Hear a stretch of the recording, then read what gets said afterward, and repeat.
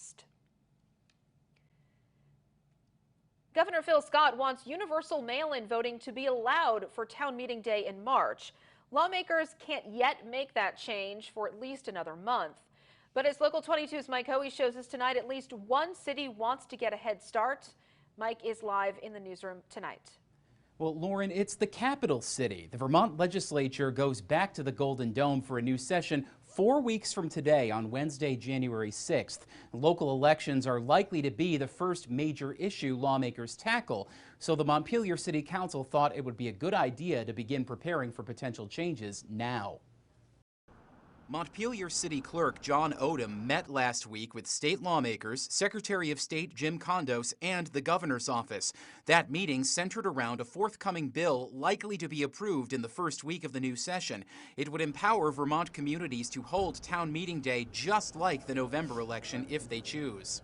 What that really means is that we don't have a choice, because all it's going to take is a few towns to do it, and the expectation will be on all towns to do it. Individual communities could also change the date of their town meeting should they wish.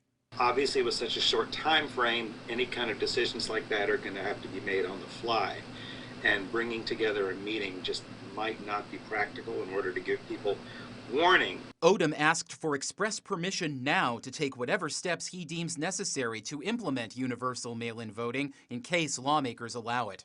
I would be more comfortable with, I think, unfortunately, the option of waiting until we see what passes and then acting at that point. And I realize that doesn't give us a lot of time.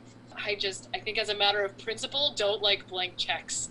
According to Odom, that would leave too little time. John, is it your understanding that if the legislature doesn't pass something for whatever reason, that you still have the authority, we would still have the authority as a city to mail out ballots? I don't know. I really don't. The council members allowed Odom to take preliminary steps toward another universal mail-in election while leaving polling places open. They also voted to let him spend up to $8,000, which is the high end of the cost estimate he gave them. Now, there's no guarantee the state of Vermont will cover those costs, but Odom said based on his meeting last week, it appeared much more likely to him the state will pay for them than not. Live in the newsroom, Mike Hoey, Local 22 News. Mike, thank you. Coming up, it's giving season. One organization known for helping